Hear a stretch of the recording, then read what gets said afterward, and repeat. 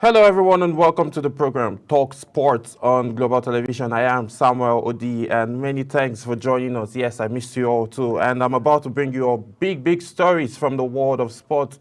Like always, we'll be starting from the home front, and then we'll now move to the diaspora, looking at the fact that just this weekend, a whole lot of persons are smiling already because Premier League is up and it's running. Some persons that started early, likes of Manchester United, kicking off the match, the season 2024-2025 season being on top of the table, but 24 hours later they're like number 9th on the table out of nowhere after playing one match and winning the first game. So what's the outcome of that, and how are Manchester fans reacting and feeling at this hour? Well, we don't know, but for Chelsea fans, we fought a good fight, like one of my very good friends will say, and we're hoping for a very good rebound very soon, but it is what it is. And then we are also going to be talking about La Liga as well as boxing, UFC, where Israel Adesanya suffered a defeat against his own African brother, where he submitted him with a choke. But before we get into all of that, let's start from the home front, and then we're still going to talk a bit about Olympics, yes, because that conversation is not going to just be thrown out of the window just like that. A whooping 9 billion naira was spent by the Ministry of Sports, and then not a medal was, shown for it, because these athletes have a whole lot to say. So over a week after the Paris 2024 Olympics, revelations about the poor condition of Nigerian athletes before the games are still emerging after they failed to win a medal in the Olympics for the 8th time in the country's history. The latest is coming from Nigerians hammer thrower Shade Olatoye, and had discussed counterpart Chioma Onyekwere, who both reflected on the lack of funding before major competition as a major factor which led to the country's failure in Paris. Now, funding. 9 billion was set aside for this. So the Ministry of Sports and then Minister John Enoch, who is the sport minister, has lots of questions to answer at this point, because these athletes can't come out and say there was lack of funding when, a whooping sum of 9 billion naira was given to the ministry in line for preparation of Olympics. And he had 4 years. We are not even just going to talk about the angle of not having enough resources. We're also going to look about the angle where our cycler don't even have a bike. He had to use the bike for the Germans to, cycle. But with all of that, despite everything that most of these athletes did, we didn't get to see a very good result. So all of these angles now are what we're going to be looking at. And then why is this happening? Why are we having lack of funding? But Olatoye, who finished 14th in the women's hammer throw with a mark of 66.41 meters in Paris, revealed that she paid for everything she needed to train herself. Every year, me and my teammates, everything is out of our pockets. We pay for our training, coaches, medical, even competitions. So all of these things now is just so much. It's like a very big blow on the face of the Ministry of Sport and the sports minister, because these athletes can't come out year in, year out and then be saying the same thing. And it's always said, and we've always seen results, that resources and funding are always being made available. So why are we having this back and forth? So we're hoping to get a response very soon from the Minister of Sport on what really, went wrong. Was it that the athletes were not good enough, or they are being right and saying lack of funding is what led to them performing poorly at the Olympics? So that's just the sad commentary coming out from the Olympics, but we'll still try to move away from it. But still, we're talking about 2020, it's still talking a bit of Olympics, but now we are looking at the future. Well, the deed has been done. We went to the Olympics, fine, we qualified, but we didn't, make or get any medal. So that's on the lighter note. But moving on now, still talking about Olympics, but now is the future. Nigerian Fencing Federation targets 2028 Olympics. Now, a lot of persons are asking questions. You're targeting 2028 Olympics, when the last Olympics that you were at, you did not really do much. So all of these things now is just a concern. Now, how sure will the ministry or will the federation want to support more for this fencing federation, be able to go represent Nigeria? Let me just bring you up to speed. This is what the president of the federation is saying. President of the Nigerian Fencing Federation, Adeyinka Samuel, has tipped at least 2 of the country's fastest rising fencers in the world to qualify for the 2018 Olympic Games in Los Angeles, Nigeria has never presented an athlete in the fencing event at the Olympics since the country's debut in Helsinki in 1952, beyond by the recent spread of the federation, which include hosting several international competitions since 2022. Samuel, who is a former fencer rather, from Nigeria, noted that Nigeria's potential in the multiple weapon sports can be showcased globally at the Sport Fiesta, and some of the fencers Samuel referred to including 60-year-old Ikonstin Boro, who recently became the first Nigerian to be selected for the competition. So we are looking at the future now. If we get to settle everything that's going on with Olympics and then the poor performance from this recent outing in Paris, if questions are being asked and questions are being answered and then solutions are being profound. So I feel moving forward, Nigerian athletes and the federation at large and this Ministry of Sport would be able to, go at least to one of these competitions, at least get us a bronze medal, even if we're not making, just get us a medal, at least, not after spending so much resources, looking at the economic situation of Nigeria, and then we would pump in so much money into an event and not get a result. It's not done anywhere in the world. So we are hoping to get swift response. And moving on and moving away from Olympics and athleticism, let's talk about the round soccer game, which is football, where Godwin Obaseki have, congratulated the Edo Queens for reaching their semi-final. The Edo State Governor, Godwin Obaseki, has congratulated the state's female football team, the Edo Queens, for qualifying for the semi-finals of the CAF Champions League Group B qualifiers in Ivory Coast. The team defeated Omini Sport Etsele 1-0 in their first final Group B match just this weekend. Before the keenly contested match, the Nigerian champions already booked their place in the semi-final after winning their first two group matches. They secured maximum points from 3 matches in the group, scoring 8 goals and conceding none as they had head into the next stage of the chip on their shoulders. I heartily congratulate our darling ladies, Edo Queens, for their outstanding performance in the CAF Championship League, securing a place in the semi-finals for the competition after their 1-0 victory, over Omepot in Burkina Faso, said Obaseki. This is just, a welcoming story and welcoming development. The Edo Queens have been, amazing so far, and then this shows that the Super Falcons and the future of the Super Falcons is in good hands. Looking at the likes of the players of Blessing, who is playing with the Edo Queens, she's very, very impactful and resourceful as well. She carries the team very well, and we're hoping to see more and more of them, getting up to the, finals and maybe making Nigeria proud, giving us something else to celebrate and smile about, because they are representing not just Edo State, but the country at large. So we'll be moving on, and then we're still talking Elkelemi Warriors coach blames the draw on poor preseason. Elkelemi Warriors have actually faced, a little bit of backlog since the preseason. They've not really performed very well, and now the coach has something to say. Elkelemi Warriors coach Aliyu Zubairu has attributed his team's 1-1 draw against Danja FC of Benin Republic in their first round CAF Confederation Cup encounter to the lack of adequate preseason matches.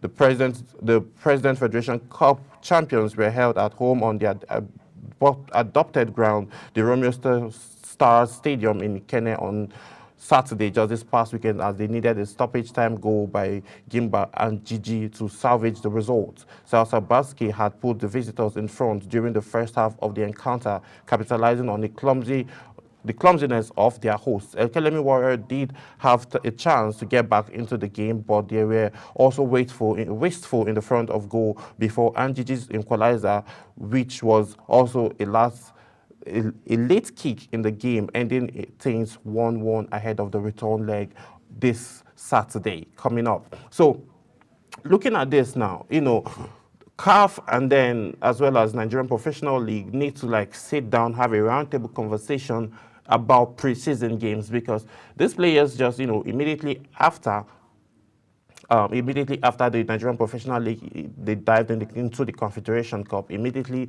afterwards, now they are getting ready for another, competition, which is the CAF Championship. So now there's not even enough time for them to, one, rest, and as well as, get familiarized with new players that have gotten into the team and have more time for preseason matches. Preseason matches is more like a warm-up, and then, get to have coaches select who their first 11 will be and all of that before they can get into the action and then move. But now, the Academy Warriors coach now has all of these complaints to make, and then he's blaming the fact that his team did not get to win the match against lack of preparation. So there's just so much going on, and then we are hoping to see that this is not just what we are going to be getting on a normal or usual basis. We're still going to be talking the Confederation Cup, and then, other teams on the other side that are actually doing well.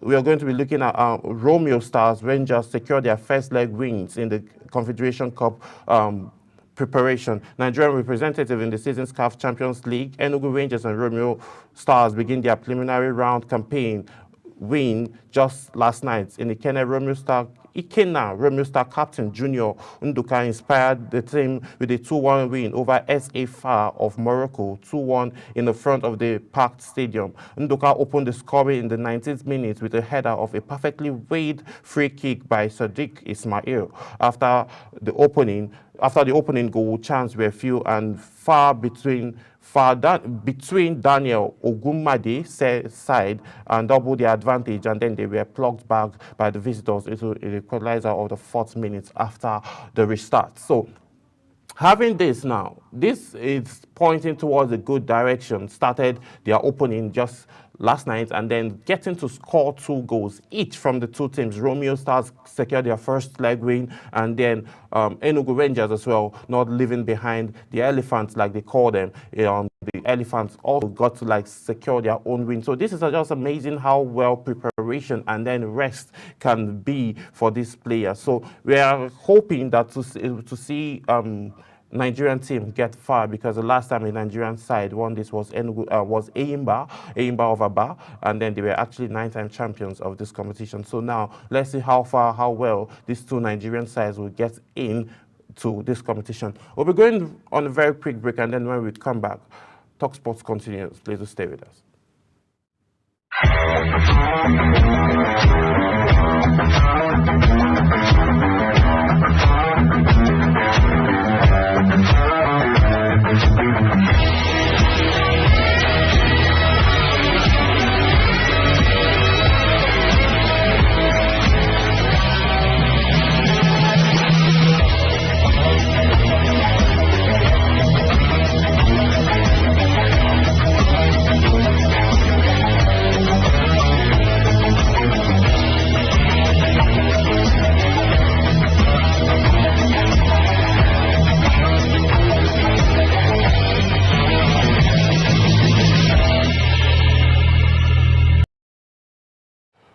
Yes, many thanks for staying with us. If you're just joining, this is Talk Sport on Global Television. I am Samuel Odi. So let's talk a little bit about transfer windows. Still, yes, the league has started, but a whole lot of still transfer talks are still ongoing because the window is not shut yet. Surprisingly, Ademola Lookman has been asked to leave Atlanta for PSG. So I know a lot of persons now will be saying, yeah, he should go to PSG. PSG is very good. He's going to fit in well and all of that. But now, there's a role he's going to fill in. Is he at that position? Is he at that level yet to fill in that role, or to wear those shoes or walk in those shoes, which is the role is Mbappé's role, Ademola Lookman, like his compatriot Victor Osimhen, Nigerian international, Ademola Lookman will not take part in Atlanta's opening game of the 2024-2025 season, having been left out of their squad after reportedly asking to leave the club for Paris Saint-Germain. Rumor emerged just a few days ago that the French giant had contacted the Nigerian and asked him about his availability. Although no proposal has been made to the club, being linked to PSG is enough to turn the Nigerian international's head. With Football Italian reporting that he asked not to be called upon the Leeds game on Monday. Checks on by the recent reports. Now, this is just something that has been going back and forth between Victor Osimhen and Ademola Lookman. Now, PSG needs to take a decision and then know who they really, really want. They were coming for Victor Osimhen at some point a few months ago. That was like in the month of May, June, July, and all of that. They were just making mention of Victor Osimhen, but they didn't settle for a price, saying that the pricing and the asking 100 million euros is a lot of money for Victor Osimhen. So now, looking at Ademola Lookman, Ademola Lookman also is also at that peak where he's doing so well for himself career-wise, and he should be worth that same amount. He should be very, very close to that same amount. Let's see what happens. Him not starting today, actually, he's going to be starting the match. He's supposed to be starting the match, but now he has been left out, just like, Napoli left out Victor Osimhen for their opening season game last night. So there is just so much going on between these people, and then we are hoping to see that they finally make a decision between Victor Osimhen, Ademola Lookman. And again, Chelsea is still in the mix of Ademola Lookman. But now let's see what happens. Information reaching us that Victor Osimhen is looking to abandon Chelsea, snub Chelsea, and then move to a Paris or a French giant side, which is obviously Paris Saint-Germain. So is something happening now?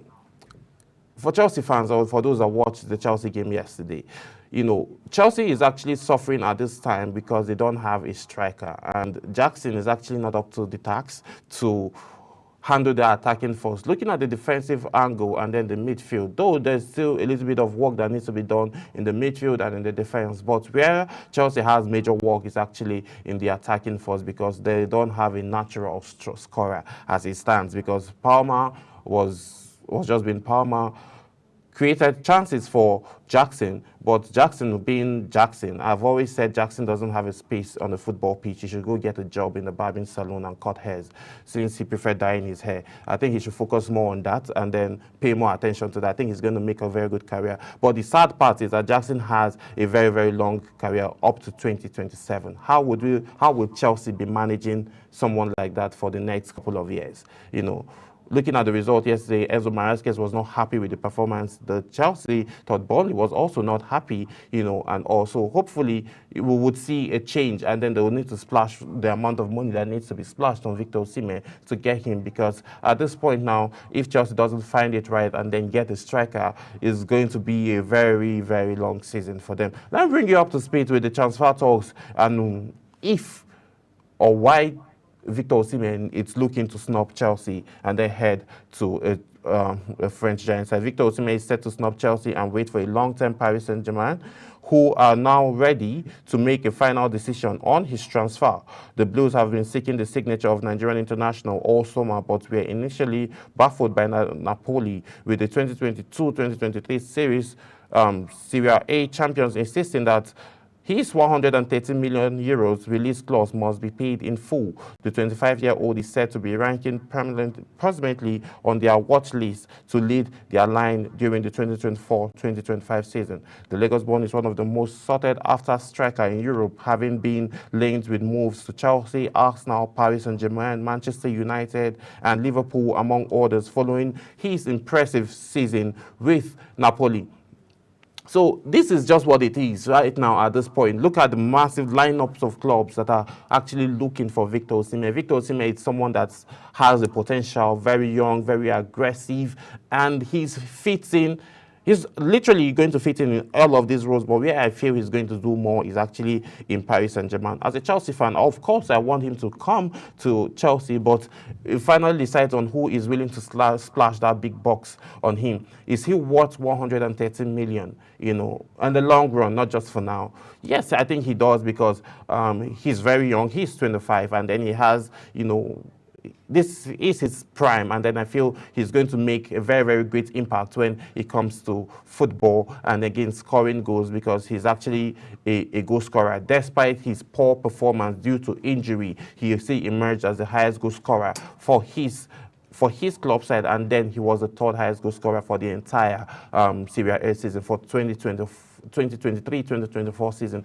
So this is just amazing how well he is doing, and then I'm just hoping to see him perform more and then gets what he really, really deserves, if it's Paris Saint-Germain or even Chelsea. But I'm going to cry and hope that he really, really comes to Chelsea, because Chelsea is a place to be. So now we'll be taking a very quick flight, and then we'll be moving on to the foreign scene, where we'll be looking at Daniel Sturridge, Lens and Raheem Sterling defense after Chelsea's loss. But we'll be going on a quick break, and then when we come back, Talk Sports continues. Stay with us.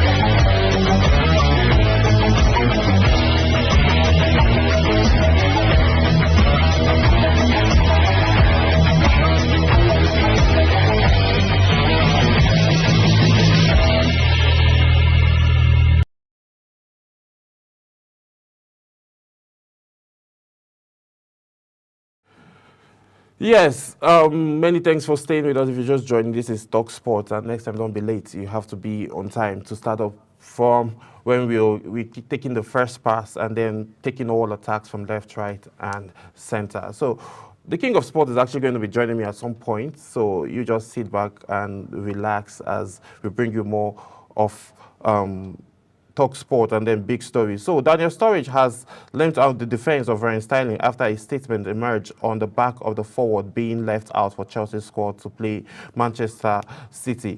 Yes, obviously they are friends and they are former teammates, so I'm just wondering and then see what would have happened. But Sterling was surprising omission from the 18th with the new Blues boss Enzo Maresca selected to take on the champions on opening weekend, with the game finishing 2-0. And then, at this point now, I just have lots of questions to ask, because he would have been impactful, if he was playing from that game, because of his quick drives and then his smart plays. And all of these things now, there's just a lot that's going on with Chelsea, with these young lads that are playing for Chelsea that have not really been in the Premier League and know how it is, or what it means to face a side like Champions League winners and current defending champions of the EPL, Manchester City, is just a whole lot. So this man needs to understand, given the fact that Guardiola was his boss, he trained under Guardiola,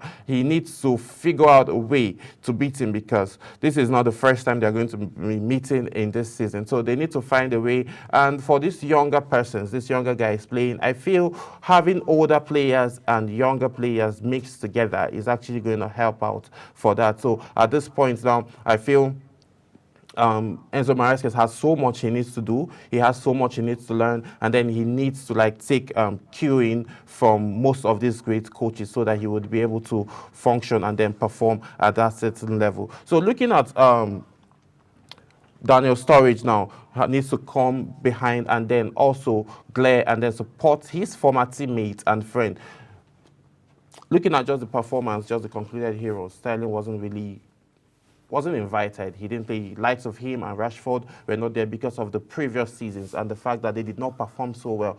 Coaches now pick players based on the way you perform in your club side. So all of those things happened, and at that point now there was nothing more. So Enzo Maresca is probably not keen and has confidence in Raheem Sterling. That was why he dropped him aside from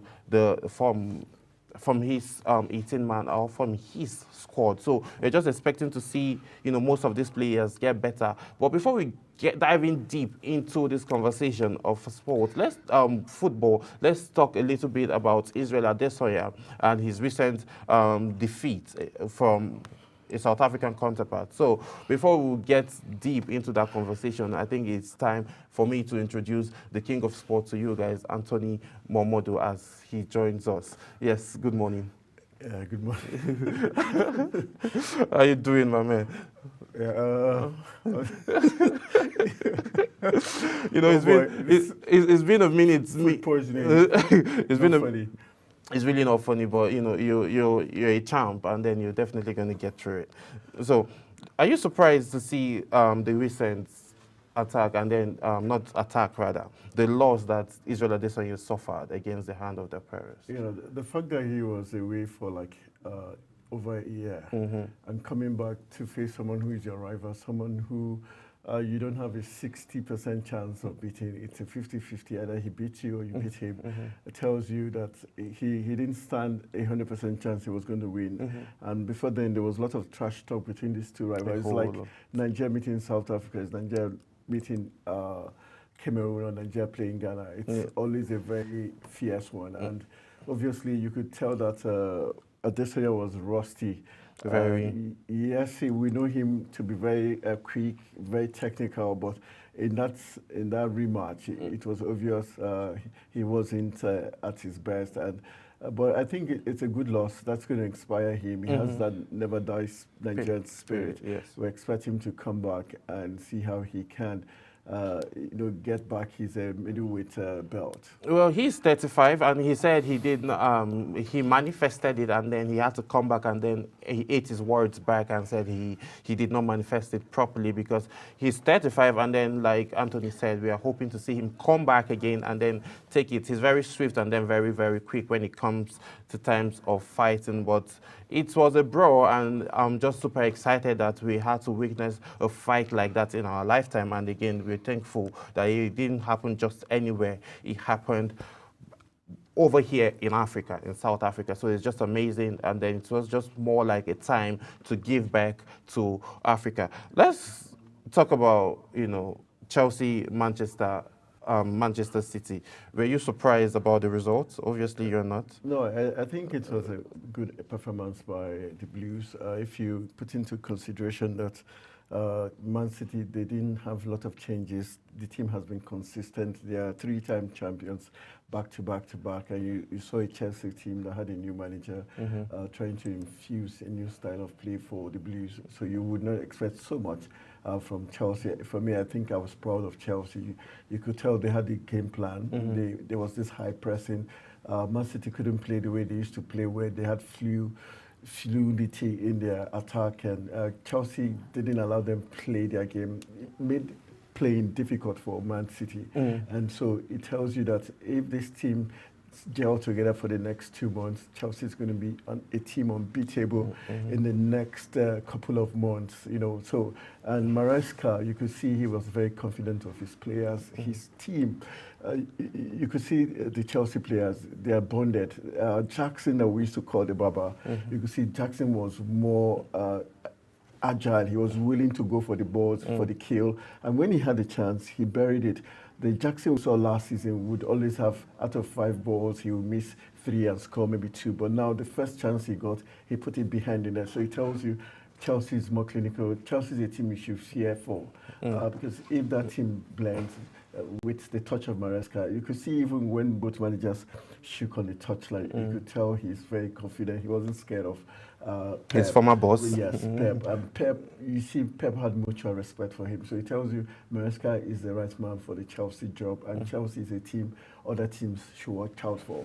Well, okay, on the lighter note, but yes, Chelsea, other teams should watch out for Chelsea. Yes, as a Chelsea fan, but yesterday I feel Jackson would have done more because I expected more from him. I think Jackson needs to also work more on his positioning and awareness because he had lots of chances and then he needs to be timely with his run. He had chances, opportunities where they gave him the ball on the run and then he couldn't even do anything much about that because of one singular fact that he was behind the player and then he was called up for upsets numerous times. So he was being agile, and we are just, as a Chelsea fan, I expected more from him. Looking at the lots of money that he's being paid and then his career. So looking at those angles, that's just what it is. Well, let's move on to Real Madrid and their first game. Footage of Jude Bellingham telling Kylian Mbappe and Vinicius Junior where they were wrong against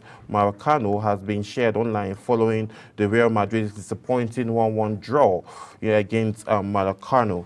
Rodrigo, who joined Madrid, stayed for the post through advantages shortly after the halftime. Despite pushing for a winner, Los Blancos struggled to break the hosts down and were reduced to 10 men deep into the stoppage time after Ferland Mendy was given his match orders. So, looking at Real Madrid and Maracano, were you surprised that they lost?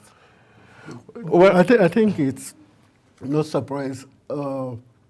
We know that this is a new season, upset do occur, and Madrid still trying to blend.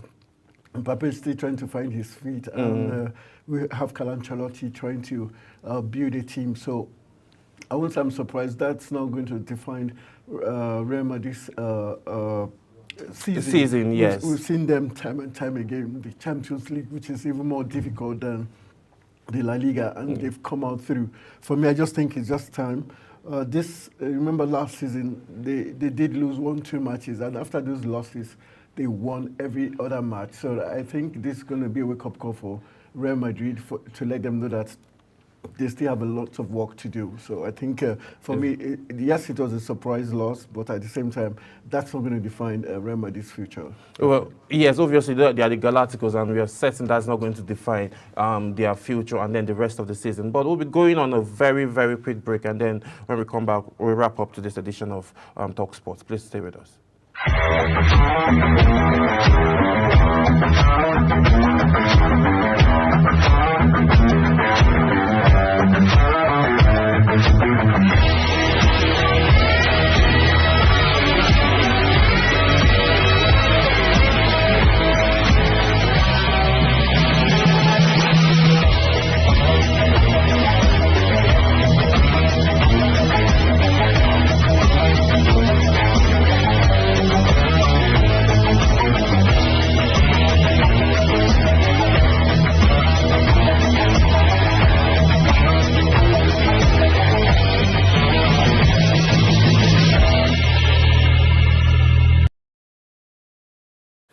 Yes, many thanks for staying with us. You're welcome. We're still talking Real Madrid and surprising. So looking at Kylian Mbappe now, how key do you think this number 9 position is actually going to fit in well for him? Looking at the fact that he plays from the wings, naturally. Mbappe, obviously, we've not seen the best of Mbappe. The season is just kick-starting. If you try to judge Kylian Mbappe based on the first match, you'll be super wrong. He's one of the most expensive players in the world. He is, no doubt, one of the best players in the world. And playing for a team like Real Madrid, he needs to understand his teammates, first of all. In as much as, remember when Ronaldo came to Madrid, it took time. He had to be given that free role to roll around and decide wherever he wants to play. For Mbappe, it's just going to take him time to decide how he's going to play, and for his other teammates to understand his antics on and off the pitch. For yesterday, you could tell he was under pressure. He wanted to prove a point that the amount that they paid for him was worth the while, and that he came in with an intent to make a mark for Real Madrid. And I think that burden was one of the things that took a shine off his game, because at times he tried too much and too hard. And for players like Vinicius Junior, who were the key men for Real Madrid, suddenly having to play the feeder role to him also didn't help matters, because Vinicius Junior was used to carrying the team on his shoulders. Now he knows there's a new sheriff in town who is supposed to carry the team. And he would not want to create an impression like he's not supporting Mbappe. So if you notice, most times when he gave him the pass. There's this pass to Mbappe just for him to also just to blood Mbappe into the team by allowing and hoping that Mbappe scores. Because if he did score yesterday, it was going to give him that confidence sense of and that belonging. Yes. And the team is trying to play with Mbappe in the team. Before now, you always see it's either Vinicius Junior or Bellingham who are calling the shots. But now there are three of them, or Rodrigo. But even Rodrigo has been pushed down the pecking order. It's only when you don't have Vinicius Junior and Jude Bellingham not performing, that's when you see Rodrigo seem to carry the team. But now there's Mbappe, and they're trying all they can to ensure that Mbappe is part of the team. So that's what you saw yesterday. But for me, I also thought Madrid wasn't at their best yesterday. And all the players, they seem to be still burnt out from all the commitment of last season. If you notice the matches they played last season, it wasn't easy. They played lots of extra time games. And the Champions League was really a drill for them. Then their players, they have all star players. And all the players either played in the European Championship or the Copa America. So they've not gotten enough rest, and they still need time for them to be able to come back at their full best. Don't forget, they also have Endrick, who hasn't even made his debut. So the team is still in the formation stages, and you can be sure that one of the best coaches in the world, Carlo Ancelotti, is still at his best. He has gone in for maybe the 15th Champions League title. So it tells you Carlo Ancelotti cannot be bad suddenly. He has done it again and again and again. Proven himself. It's just time for Real Madrid to gel. And I think it's just an escape. Just like Chelsea would have done yesterday. Chelsea had the chance to kill off Man City in the early stages. And if they had scored first and scored the second goal, it would have been a different story because City is not still at its best. All the teams are just beginning to warm up. And then, regroup for what's to come. Okay, let's look at Arsenal. Arsenal, secured a 2-0 win against Ipswich. How key is it? Because looking at how they finished. Liverpool against Liverpool against Ipswich, yes, and then as well Arsenal also won their first game. Looking at Arsenal now and how well they finished last season, do you think they have all it takes to get to win? I think this season is more tricky. If it was 2 previous seasons, we saw Arsenal looking like they were going to win the title. We knew the battle was between Arsenal, Liverpool, and Manchester City. But now it's a different ball game. We have other teams coming in from the We're seeing Chelsea. We cannot predict how good they're going to be, but they are showing signs of a good team. We're seeing Manchester United for the first time in a long while. They're winning their first game of the season. We saw West Ham, we saw Aston Villa on fire. So for Arsenal, I cannot say because they beat Wolves 2-0, and so they're going to win this season. They have some more tricky ties that's going to decide how good Arsenal is or not, because other teams have gotten better over time. We saw Brentford also play good. So for Arsenal, I think it's too early to even give them kudos yet until they play the big 4 teams or the 6 teams. Then when they begin to get those results, then we can say, okay, good, Arsenal is a team to beat this season. Okay, let's stay a little bit more in Europe, in England now. Looking at Enzo Fernandez, who, during his Copa American celebration, there was a bit of some racist chants and all of that. Some fans have reacted to the fact that him being the team captain. Do you think that can, impact negatively on the players? No, I think they've already crossed that line already. During the preseason, he apologized to his teammate. And the most important group of people to apologize is your teammate and the fans. And the fans are actually spiking up all of this. For that, as long as once Chelsea starts getting the result, those comments will naturally fade away. But once those results are not coming in and it looks like the team, they're not gelling, that's when you begin to hear about those kind of comments. But right now, I think Chelsea is in a good place.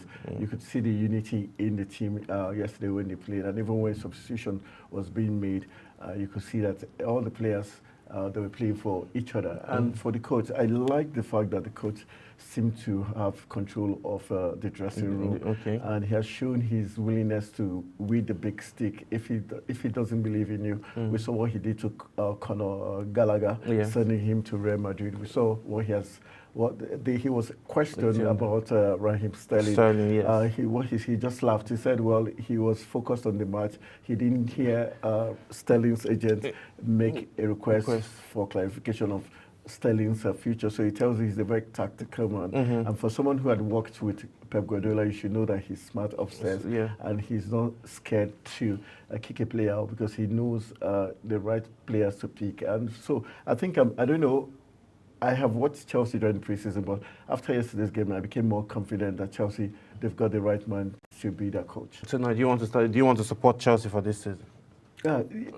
Chelsea, for me, Chelsea is a team you have to always look out for. Because if you remember, Chelsea is a team that has won the Club World Cup. They've won the Champions League. They've won the Premier League. So it's not just they've had a treble in a season. And if you want to consider, you put Chelsea above Arsenal any day because they won more laurels than Arsenal. Even though Arsenal recently seemed to be on the up, but Chelsea is a team that the way they played Man City yesterday, man to man, they were bold about it. City didn't oppress Chelsea like we used to see previous seasons, where you'll be praying that, okay, Man City doesn't score up like 5 goals. At a point, it was Man City praying not to concede. We saw Chelsea go at them toe to toe. And Chelsea's goalkeeper, I think, was a bright spot yesterday. He showed, Sanchez, for the first time, he showed why they bought him. He had a lot of saves. And looking at this man, Haaland, yes. The fact that the defense line, yes, he had his chances and took some shots, but it wasn't as easy yes. Well, looking at those angles too, the defense line of Chelsea yesterday, being fair to Enzo Maresca, the defense line was better than what we saw last season. It looks to be, they were looking more softer, more solid and all. But I feel more work needs to be done in terms of Chelsea's midfield and as well as the attacking force, because looking at Cole Palmer and Jackson, and then looking at Madueke now, looking at these 3 players now, I don't think, aside Cole Palmer, who can also play a free role and then get from the midfield and as well also score goals, we need to see more from them, and then they need a striker. I'm sure you would agree with me with that. Chelsea needs a natural striker that can be able to go for goal and then score goals. It's almost like Haaland, because opportunities came for Jackson yesterday, but he couldn't just, score the goals. But what do you think now, looking at the transfer window still being open and then having Victor Osimhen in the conversation of Chelsea, do you think he can be able to, get to it? I think Chelsea's team is, yes, not as much as they still need a striker, but another thing is the great strikers, they're not really available. All good strikers are in their teams, and no good striker will be available right now, aside probably Victor Osimhen. And the way it's going, I doubt if Chelsea would shell out that amount for Osimhen, because if they wanted, they would have done it way long ago, and the season has already kick-started. If you bring in any striker right now, it's going to be a 50-50. Either he's going to flop or he might hit the ground running. And for someone like, we saw Zirkzee from Manchester United, he came in, he scored that goal, which was very important for his confidence and for the team belief. But for Victor Osimhen, it's going to be really difficult. I think this period when Victor Osimhen is having his own dark days, and it started from the Finidi George outburst and all that. And so it's like, technically, you want to say Nemesis is catching up with him. But for me, I think Chelsea, I don't think Chelsea is a team for him to go right now. Simple reason, Chelsea is rebuilding. They're trying to find their feet. If he gets to Chelsea and he fails to deliver, he's going to be shipped out. And once he's shipped out from Chelsea, it's going to be difficult for another big team to want him, because it will look like you went to a team as good as Chelsea, you couldn't deliver, so his market value is going to drop. I'd rather he stays in Napoli. End of the season, he makes a move, or wait a big money move to a very big team like Real Madrid, or a team in Saudi Arabia. Going to Saudi Arabia will be a no-no, because if he goes to Saudi Arabia, it's like saying my career is over. Okay. So maybe one of the top teams in the Spanish league will do the trick for him. Okay, before we wrap up here, let's just talk a little bit about the just completed Paris Olympics, where Nigeria did not get to win one medal, despite the 9 billion the funds that were provided for the preparation and everything, and the fact that players, athletes came out to complain about lack of funding, and they have to pay for themselves for like equipment that they use, to train.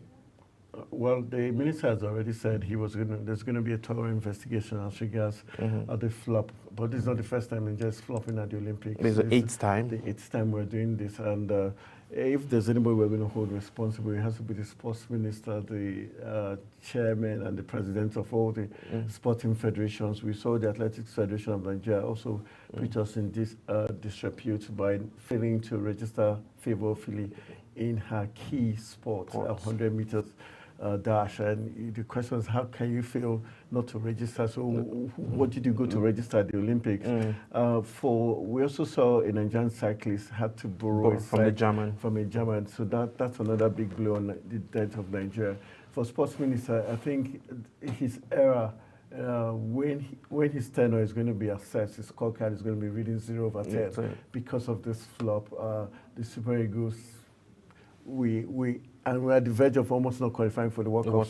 So when you hear John Eno, you just hear disaster for sports. And I think that's really very sad that he has associated his name with. But we're not surprised, because from the start, he didn't show like he knew where he was heading. We saw more of a PR stunt and all that. And I think it's very disappointing. But the problem is going to be if no head rolls, if nobody's sacked, if nobody's fired, if nobody's made to pay penalties for Nigeria's disaster at the Olympics, then it's going to reoccur again.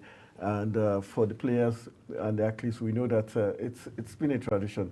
The sports federations, they barely provide the equipment needed for training and all that. They usually would come to the assistance of the athletes when it's like a week or 2 months or 1 month to the Olympics, because at that point monies are coming from the federal government, they're receiving from the International Olympic Committee, because there's money to share. That's when they begin to see them running head-to-scatter to organize tournaments.